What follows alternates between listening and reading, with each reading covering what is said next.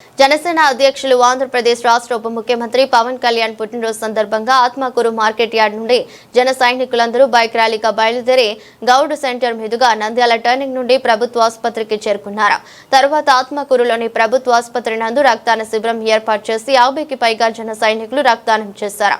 తర్వాత జన సైనికులందరూ గౌడ్ సెంటర్ కు కేక్ కట్ చేసి పవన్ కళ్యాణ్ కి పుట్టినరోజు శుభాకాంక్షలు తెలిపారు.